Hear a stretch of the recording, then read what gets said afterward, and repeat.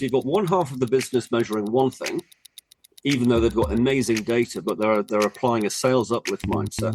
And you've got the other half of the organization who are spending the big media dollars, and they're acting in a very, without much data, but they're applying a different standard. But is there a sort of unifying theme here? And actually there is.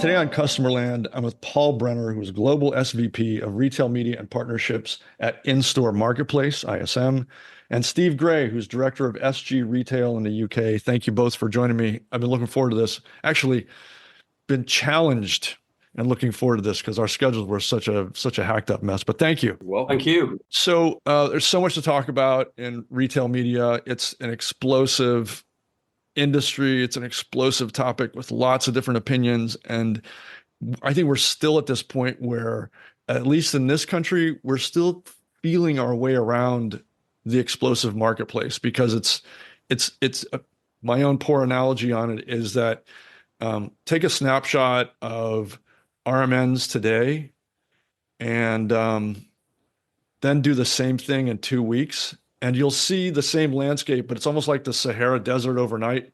It's all there, but it kind of looks a little different than it did yesterday. And I don't know if that analogy holds, but it sure seems that way from where I sit. So I wanted to kind of just throw this out there, get your, takes on maybe some of the trends and the opportunities, but I think your team's also pointed out some of the distinct ways that people are viewing RMNs and their effectiveness and measuring them in the UK versus in the US. And I don't know, Paul, if you wanted to take that, or Steve, you had any thoughts there? There's definitely a difference between what I see in the US and what I see in the UK. And I'd say start with the positive, maybe let Steve talk about how the UK has led the way on InStore. Because that's a lot of what I'm learning from him. So I'd probably lob it to Steve first. Okay, Steve, you're up. Somebody called me the grandfather of retail media the other day. I think they just were making the point that I'm old and been around the block a lot. But there's a compliment. We both have white hair, Steve. So we both have white hair. So I'm not sure that could be any indicator. I grew up with retail media. It wasn't called retail media then. I was with P&G for the first 10 years of my career, and then PepsiCo, and then I had this very interesting move just 20 odd years ago to pioneer initially data analytics, but then we created a media business at Dunnhumby working with Tesco, and that became certainly the UK's first advanced retail media network. Again, we didn't call it that then, but we took that template and reapplied it to Kroger, and that gave birth to 8451 and Kroger Precision Media. And so I guess, and then SG Retail kind of followed on later from that, and our focus is on advising retailers how to get started or to how to optimize their retail media network. So it's definitely a topic that I've lived with and I'm very, very passionate about, and it's wonderful to see it still evolving. And there are some big differences between UK and Europe and US, and I wrote about this recently. Essentially, because the retailers in Europe gained market share much faster than in the US, they've been able for a long time to kind of call the shots on their suppliers. And whereas in the old days, and I'm now talking the 1960s, 1970s, it used to be the case that the big CPG brands in Europe would sort of turn up with their own kind of in-store POS and in-store marketing and kind of impose that on the retailers, and the retailers would be grateful to receive it. For the last 20 or 30 years, that's no longer been the case. And now you have, it's very, very normal where even the biggest CPGs, the Procters, the Unilevers, would adapt their programs around the retailer. The retailer is essentially setting the agenda. And so the retail media networks in Europe have evolved much earlier, I think, than in the US. And they've evolved out of in-store because they predated digital. And whereas in the US, what happened, it's much bigger market, very regionalized. Still the case, I think, that only Walmart and Kroger are in double digits in terms of market share. I think it's something, I don't know precise numbers, but and that's still only recently. So it's still the case that when you take the FMCG pie in the US, it's stacked much more in favor of the big CPGs. And I remember when we were working with Kroger back in the early 2000s, they were saying at the time it would never occur to them not to take on, the big PepsiCo or the big Coke promo. It's Halloween or whatever. And it made me realize actually that it's still the case that the suppliers are sort of calling those shots. So the retail media networks never really evolved in the US in the way that they did in the UK. And in the US, they evolved much faster actually out of digital, because of the pioneering work from Amazon and then Walmart and all the CPGs, all the CPG retailers now introducing digital retail media networks driven by sponsored product ads, et cetera, et cetera. So it's very exciting to see this sort of focus now on the US and a kind of a learning from what's happening in Europe. But then the other thing that it's also really, really exciting is, and this is, what Paul really and his team are kind of pioneering, is the opening up to InStore of the programmatic demand coming from media agencies, because that actually has not yet happened in Europe. And the demand for retail media from media agencies in Europe is coming into digital. But the really exciting thing, I think, is opening that up to InStore. That can be transformational for retail media networks, and but it's not straightforward. You need proper technology, and it needs to fit into the programmatic buying tools that the agencies are using. And that's why we're very excited with what InStore Marketplace, ISM, are doing, and I could see that getting early adopter traction in the US. I think that's going to be a big thing globally, actually. Yeah, I think the key that you just mentioned there from my learning with you, Steve, is Europe led the way on the organizational change to make InStore part of retail media, right? All those relationships and just the fact that the LS11s or the MMGs or Tesco Media Insights, they first got the kind of the power or the authority, right, to do that, to drive the revenue, but they didn't really lead with technology. They led with organizational change, right? Yes, that's correct. And now in the US, what we've seen is technology is trying to catch up with the digital phase one efforts, right? And then we're trying to apply that to the Europe. So kind of us working together is trying to cross benefit each other, in a lot of ways. And yeah, I think that's how we get down to this discussions where we're coming in there, Steve and I might be working with someone together, or just, talking about our experiences. And, we'd say, oh, we need to be digitized. We need to sell on CPMs to make programmatic activations more readily available. And then I get a little more history on what it took for that organizational change to occur in the UK, all right, specifically. And so I have to kind of adapt as well. That's why the cost per shopper thing came to mind, because one of those big organizational changes was people talking about trade and co-op and in-store in those traditional ways, and using that same language and those same words to make that organizational change happen, right? And so that's a really a big driver I've noticed, and I'm trying to figure out how to apply that here, because in the US, because that organizational change is lagging, right? Quite a bit. Right.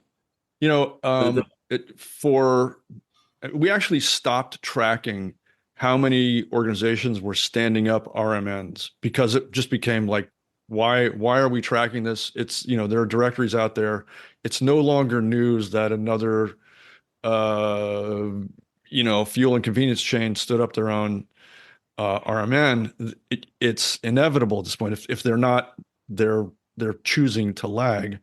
On the other hand, InStore is its own thing. InStore is an entirely different technological lift, and it's a different kind of conceptual lift as well.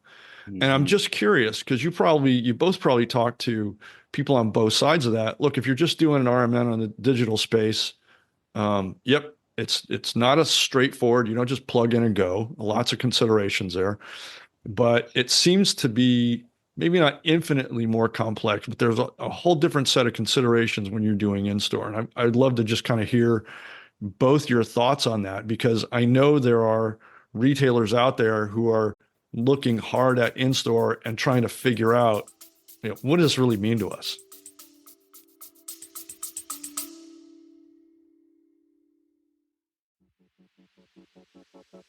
You can optimize for NPS, and that's good. You can optimize for CSAT, also good. You can optimize for loyalty, and that's good too. But here's the thing. If you're not optimizing for total customer value, for total customer profitability, then you're just optimizing for output, not the bottom line. Here's the truth. If your strategy isn't building better customers, more frequent, more loyal, more deeply bonded, then it's not a strategy, it's a performance. At Customerland Studio, we help brands find the value, find the opportunities, the force multipliers hiding inside the customer relationship. And then we help them optimize for scale, for yield, for profit across the entire relationship. Because the other thing we've learned, the only strategy that actually matters is the one that makes your customers more profitable. Customerland Studio, to make better customers. Go to customerland.net and click on the studio.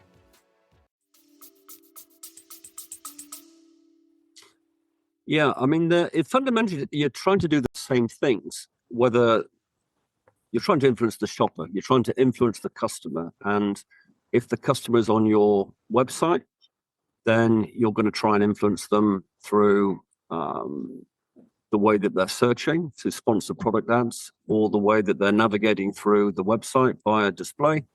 And if they're on social media, you may be looking to influence them because you've been able to match your loyalty data to Facebook or some such. And in store, it's no different. You're trying to persuade and influence shoppers. So I think that's important to say we're trying to do the same thing. But obviously then in store, you've got different media.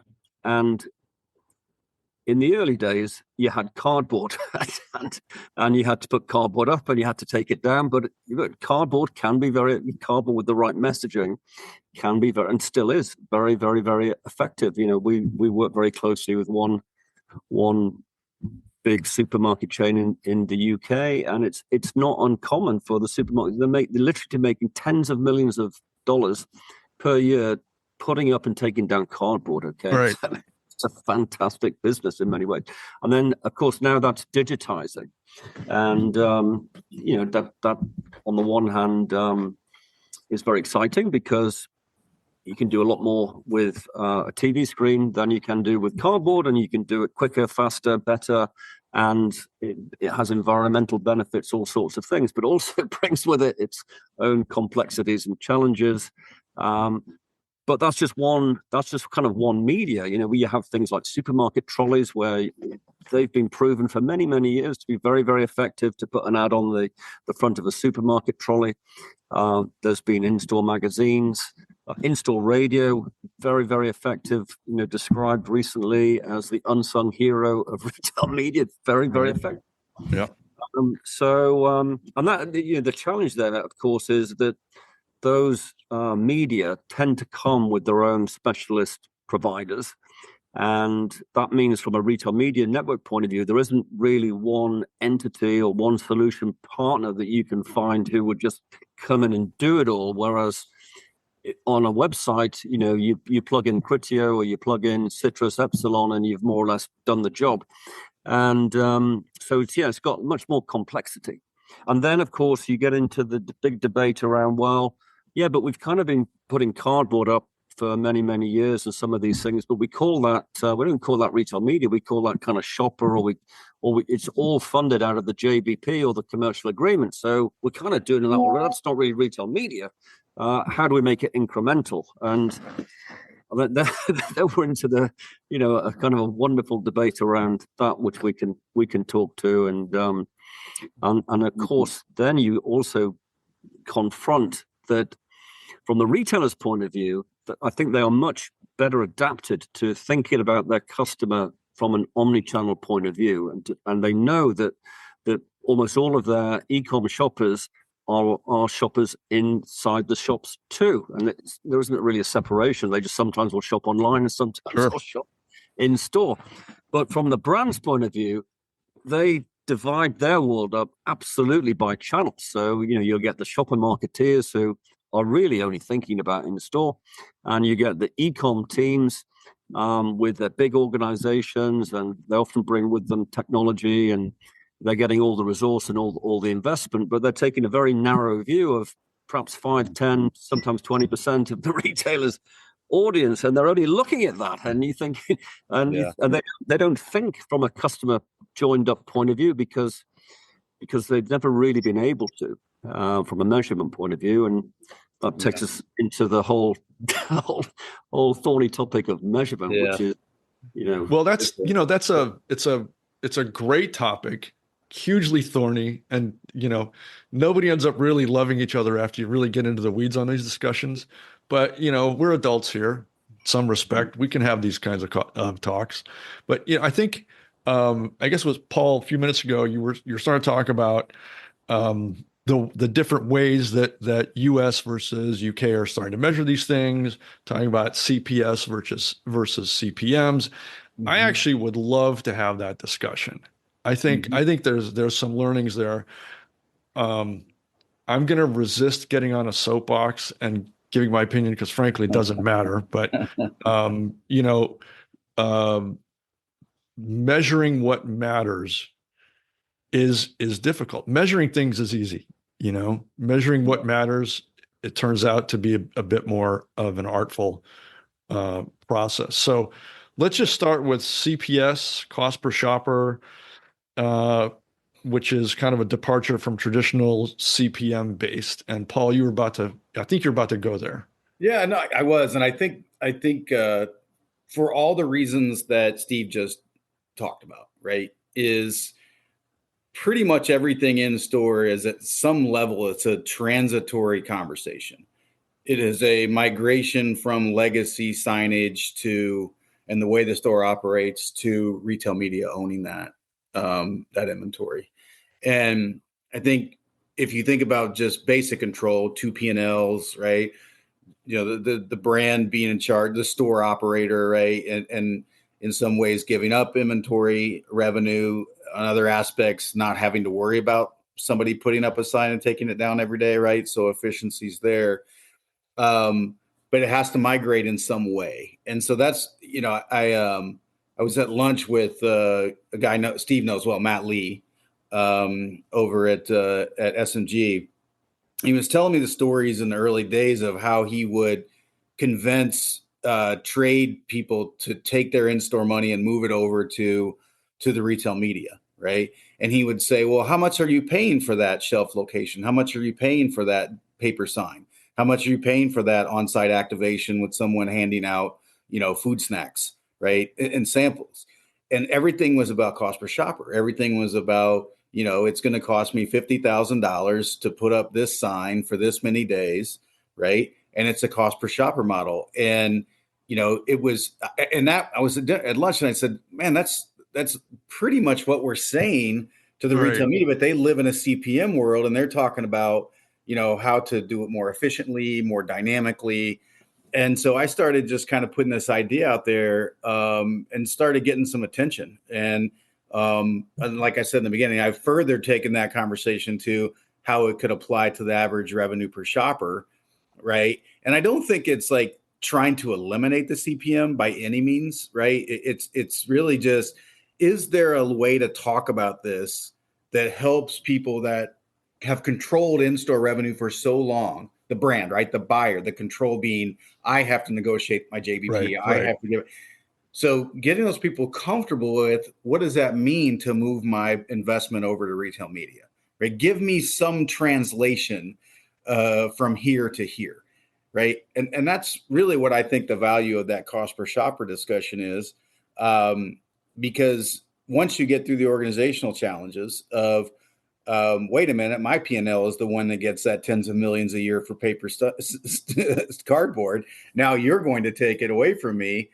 How does that happen, right? And then how do the brands better understand that? I think there's education that's needed of the retail media networks of how a retailer actually operates sometimes. I think they could benefit from some of that education on the in-store. But that, I think of it more as a transition conversation. And I think to further that, what Steve touched on really well there is a cost per shopper model is only as good as how much retail media defines that audience, right? You have to really, and I think that digital conversation about who is the audience in the store, whether that's by people count or dwell time, but even personas or, type of buyers that are in the store during certain times, that audience definition, it really isn't there yet from a standards perspective or US or UK.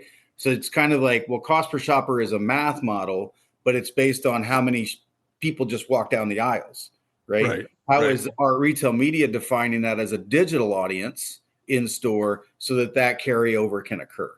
So I think there's a lot of change that has to happen here in order to get that to the right place. But that's really what we're focused on, is trying to help define that in a way so it can kind of more easily shift.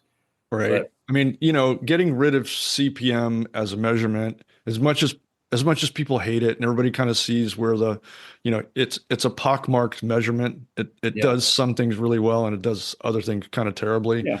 I think that's kind of understood. The thing is, though, it's so rooted in media. Like that's just the language, right? It's the only way we can comply with the measurement on the back end.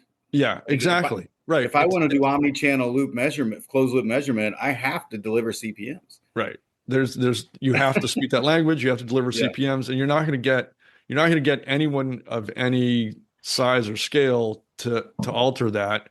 But I think your approach is really interesting too. It's like you're not really trying to change that. You're it seems to me, creating a language that the retailers already speak, and it's kind of a language of translation. So, retail networks themselves are going to operate on CPM forever and ever because they have to, they will, they're gonna, and there's nobody changing it. But well, I'd love to hear what Steve has to say about that. I was going to say this is a great. We've done a lot of work on this topic, and it really fascinates me because, again, we're working with a retailer, and everybody would say one of the big drivers of retail media is that the retailers are sat on this amazing data, and of course they've got daily EPOS data, so they can track precisely what's selling by the hour in which store, and then they have loyalty data,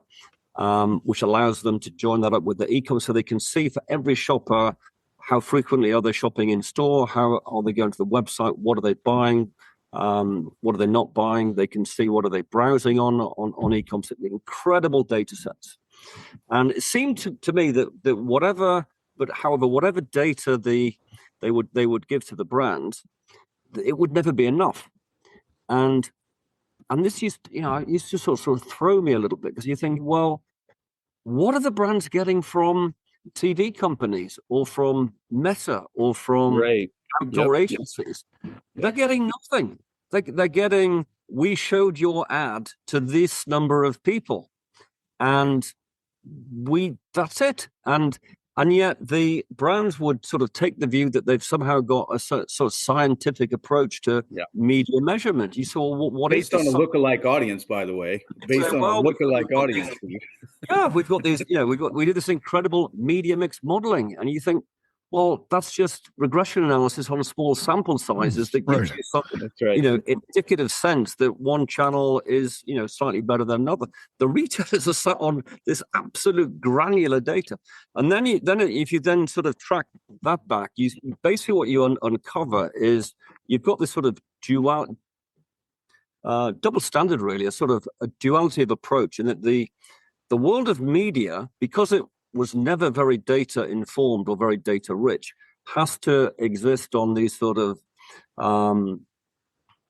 small sample size modeling. But you apply a media kind of mindset to it, and you're looking at things like, how many people did I reach, and did their attitudes change, or did their intentions to buy change, which again is just small sample size change research. But on the in-store or on the retail media, because it's typically governed through the commercial teams, what they're applying is a "did my sales go up" mindset. So it's a sales uplift and cost per sales uplift. So then you say, well, what should they? Okay, so you've got one half of the business measuring one thing, even though they've got amazing data, but they're applying a sales uplift mindset. And you've got the other half of the organization who are spending the big media dollars, and they're acting in a very, without much data, but they're applying a different standard. But is there a sort of unifying theme here? And actually there is, which is if you sort of dive into the science of how brands grow, which we're really, really big fans of, what that tells you is you need to grow your mental availability of what's going on inside people's heads about your brand, obviously, but you also have to grow your physical availability. So, how is this brand showing up on an e-com site or showing up in store? Yeah, both of these things that are needed to grow the brand. And the only way that the brands will grow, which is all now proven, all the big CPGs buy into this, is through new user growth, through you've got to acquire new customers. So you say, well, okay, well then that's the answer. You should focus all of your media and all of your retail media, but also all of your shopper, all of your category activity should all be focused on new user growth. That's the measure. And we're big fans of that. And then the question is, okay, well, how do I get at that in a granular way? And then you've got to be clever about it, because the retailers will say, well, we can tell you that because we can tell you how many users you've got from our loyalty data. And so we can tell you if this media impacted a new user. Problem is that the commercial teams aren't really looking for that. Right, So just tell me if my sales went up. That's all I need to know. But then they are susceptible to the challenger when somebody says, well, yeah, but Walmart, that's true that you did attract, this campaign did attract a number of new users, but they may have been at Kroger or 7-Eleven beforehand, and we may have converted them there. So how do we know that? So to get into the skin of all of this, you've got to have some kind of external panel, which gives you that sort of where am I getting my new users from, linked to some very, very granular, probably daily store epos, in order to the skin of which of my activations are driving this. And that's where we're trying to go with our clients. I think I'm gonna use what you just described as an example for cost per shopper, Mike, because I think that what Steve just gave was very like a thorough. That's the challenge. I think if you look at the history of in-store, let's just say you were a brand trying to, seize category, right? Grow new shoppers through a couponing system, right? And you would pay some amount of money to make those coupons, let's say, 5-6 cents, right? And then, because people converted that let's say you reach some percentage of those people, and then you converted a certain amount at the point of sale, right? So you paid maybe 5 cents, but at the end of the day, your total cost to grow market share was 60 cents per person, per shopper, right? So you're doing that math all day, right, Steve? You're like, hey, I'm the brand. I'm trying to grow my category share. That's been my legacy way. So now you go to a digital environment and you say, okay, I've got a screen, right? I'm going to buy it on CPM, but it's going to be, 1.5 cents per shopper, right? I'm going to use my audience tool to know it reached about 70% of the shoppers, 80% of the shoppers that were in the store. And then I'm going to use my point of sale to attribute how much that exposure created message. So now my cost per shopper is maybe 6 cents, right? To grow market share, right? And so the game is the same, like Steve described. I'm a brand making an investment in something. And at the end of the day, I want my basket size to go up, or I want my category share to increase, right, over my competitors. I've been thinking about that using a paper coupon or a sign because of this model. How do I make that same model work on a cheaper, more efficient medium, right, with the same amount of capability, and look at it as truly a category share increase, right? That's kind of the applicable way to think about what Steve's describing, and that's my argument with brands is like, there's plenty of brands, there's plenty of companies here in the US that are generating hundreds of millions of dollars, right? Selling on a cost per shopper and a paper sign and a coupon printed at the receipt checkout, or, something like that. That math can apply. It's probably more efficient, right? And it's more digital across all the channels that are being sold by the retail media, right? And at the end of the day, did it change the brand? Did it move more product? Did it grow my share? That's what you want to know. We have this discussion, the same discussion. I should have just recorded that little snippet right there, because that applies to almost every discipline that we cover, like getting to the core measurement, which is how did it affect my shopper? What was the shopper outcome? Yeah. If it doesn't measure that fairly directly, you're probably not measuring something correctly. But let me ask you something, because both of you deal with this and have dealt with this apparently for some time, but the argument is rock solid. You can't, there's no poking holes in it. The math is the math. This is an investment-based analysis, but you're in the boardrooms, or you're talking to the CTOs, or you're talking to the marketers, whoever they are in this case. What are their objections? Or let me rephrase that. What do you think the biggest hurdles are to the sensible adoption of this that you see in your experience? Of what, Mike? The adoption of in-store, of CPS, of this kind of just like a pure investment-based analysis lens. I mean, for me, I think brands have, they've always had the challenge of, do I really know what's working? There's that famous quote, I'm sure that half my advertising is wasted, but I'm not sure which half. It's just, that's just been a thing ever since there's been advertising. So it's never going to go. I don't think it will ever get, purely solved. And there's always going to be new innovation that will give you more and more insights. And it's just almost like an arms race where you've just got to keep. It's a good analogy. But that's I think that's the one thing. On the other hand, there has been this sort of the science from Ehrenberg Bass, which is proven now that the only way you can grow a brand is by acquiring new customers. So I think that has been understood.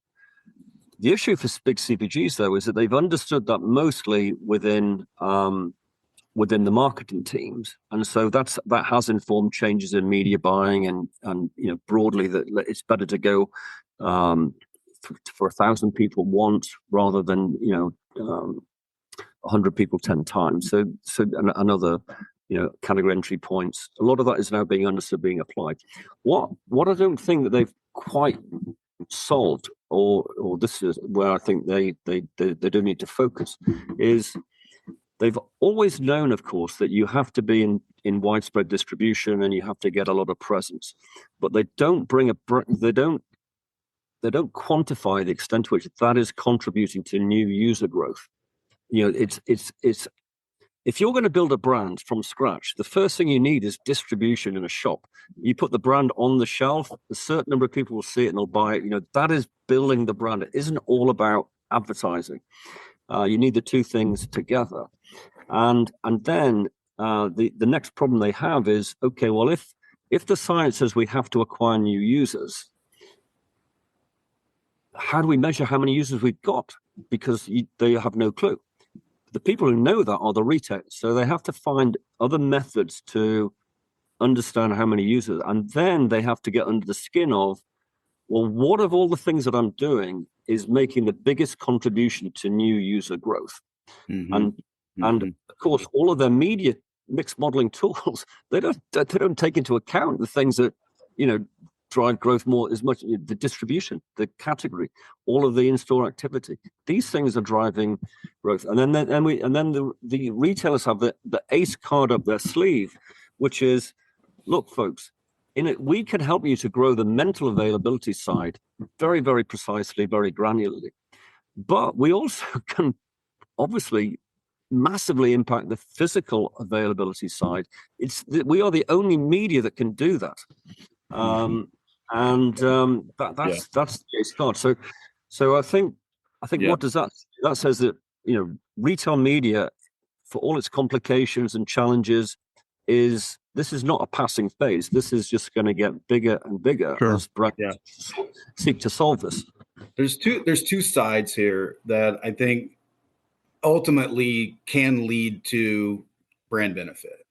One is you've got your legacy brick and mortar that runs a certain way, and they always have, and they most likely will continue to operate that way, right? Because they operate a physical store. And then you've got the retail media network, which do digitization using their loyalty card data. The whole purpose of that is to help the brands grow their market share, right? And it's been created. This space has been created now where the RMNs have shown, hey, brand, if you spend more money directly with us as opposed to all these other forms of social media, our full funnel can help you get there, right? But now you've got this kind of this anchor of brick and mortar and the way they've always operated at holding that back, right? So that's the issue that has to be solved, right? And it's the art of war. I think it's what opportunities are increased as they are seized, or something like this, whatever that quote is. And I think what the RMNs have created is this digital space where brand dollars are flowing 50, 60 billion a year. Now they have to stop thinking so much like a retailer on the brand building side and look at the total tool set they offer, right? How the social media and the offsite and everything can funnel into their website or into their stores. If they want to keep growing and, in my opinion, be more of an agency than they've ever been, right, in their deliverable, they have to address this transition from the physical world. Like, it has to be in some way absorbed, restructured, rethought. Otherwise, the opportunity will not grow because they didn't seize it. It will just stay kind of flat. And in fact, I think the brands will start to turn on them because the growth won't be there anymore, right? RMNs will start, we're a national play. And then brands will go, well, wait, I'm confused, right? Yeah, no, wait a second. I thought you were bringing the value of your loyalty data across all of your channels. And now you're a national play. Yeah, I'm really confused. That position of those two sides, the physical world and all the benefits of retail media, if you can't pull this cost per shopper or audience or targeting or whatever that is that makes in-store digital to round that out, I think retail media is going to be in a really tough spot in 3 years. I just feel that it's not only like the brands are asking for it. I feel like in-store as part of retail media, if they're not there in 3 years, it's really going to hurt their overall, because there is no way a brand's going to say, all my money's going into a place where 10% of my product is sold. Right. That makes no sense to me. 0 sense to me. Well, I can't imagine that brands and no brand right now has got their head in the sand that I'm aware of. These are smart, aggressive, energetic people. And, there's enough momentum behind that convergence. I think it's going to become a more commonplace conversation at the board level, or at least at the retail media are still arguing over who's going to pay the capital. They're arguing over who gets to pick where the sign goes, the screen goes. They're arguing over how many ads are played in the store. Right. I'm on the fence of losing a very good deal with a drink company because the retailer put the product on the wrong shelf in the store. I think a big challenge, for the CPGs is it's actually organizational, and I think retail media's rise is really throwing this into very, very sharp relief, because they've adapted to e-com by building big e-com teams, and that's taken a big chunk of their resources. They've said it's worth us investing in that because that's where the growth is, even if it's a small percent of the business. And we've seen the rise of Amazon, we've seen the rise of others. We've really got to win on e-com. So we've built these big e-com teams. Then as retail media, the digital retail media, driven by sort of sponsored product ads and then the Cridios and making that easy for retailers to market sponsored and display media and ad tech. The CPGs, I think, have said, okay, this is sort of a new thing. This is not unlike Google and Meta. So we better bring our agencies in to start buying this on our behalf, because it's kind of complicated. So you've then got this huge resource and technology and now media agencies coming into the world of kind of shopper. Meanwhile, you've got the other half of the business, the sales and the commercial teams, focusing on sales driving activities and category and shopper, all of these things, and it's just become very, very disparate. And you hear a lot of things like, the thing with retail media networks is there's so many of them, they're not all going to survive. And of course they all are going to survive, because every brand has to invest money with every retailer, otherwise it's going to lose market share. So It's kind of like a given that they're going to suffer. Now, some will do, will prosper more than others. But for the CPGs, I think the big thing is, how do I organize my resources now much more effectively, so I start to win by acquiring new customers better than my competition in every shop in the country in an efficient way. And we think that for many of them, that no longer requires them to outsource all of this to an agency who doesn't really understand retail, doesn't really understand commercial, only really understands media buying. Yeah. And I think we're going to see a lot of organizational change and this sort of coming together of shopper and retail media teams. I'm absolutely convinced about that, and also to take a joined up view of the channels. It's a single customer. It doesn't matter whether they shop on e-com or in store. They're going to do both. What you need to focus on is, am I winning with them, and am I acquiring more of them faster than my competition? Right. It's an interesting moment for sure, and it's a moment that is probably going to be protracted for a little while, because these kinds of changes don't happen overnight, because they're systemic and they're often cultural, and getting people to think different is expensive and time consuming and arduous. I spoke to somebody recently. They said, this is very similar to e-com. When e-com first became a thing, we had sort of small specialist teams. It was a new thing, and now they're big parts of their organization. But I think then there needs to be like a redesign of these organizations now, and I think we're going to see that. It's already happening. I can tell you, just in the past, say 3 weeks, several of the agencies that I interact with because of this platform are they're reconceiving of themselves in some pretty big ways. What's their real purpose in the world? So, yeah. Well, that's Mike, as well, just for one brief point, sure. Which is that, of course, for many media agencies, as this world of retail has opened up to them, of course, they've seen that there's this vast spend from their point of view on trade funds or JBPs, whatever you want to call that. And of course, if you're getting paid a commission on how much you're buying, you would look at that and you'd be saying to your stakeholders, why don't you apply our professional buying methodologies to these other areas?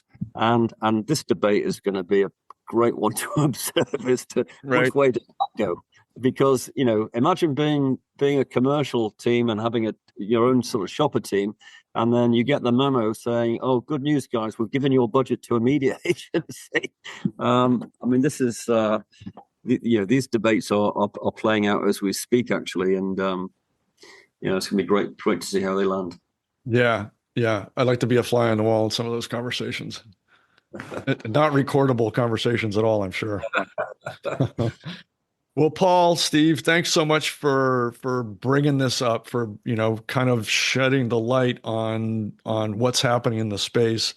I mean, we said at the beginning, it's a super dynamic space.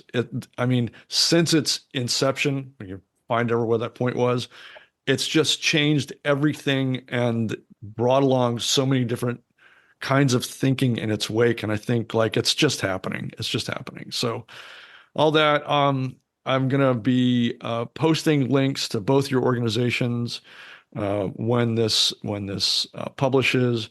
But again, just thank you. I look forward to doing this again. Yeah, thanks, Mike. It's been good, and we'd love to do it again sometime.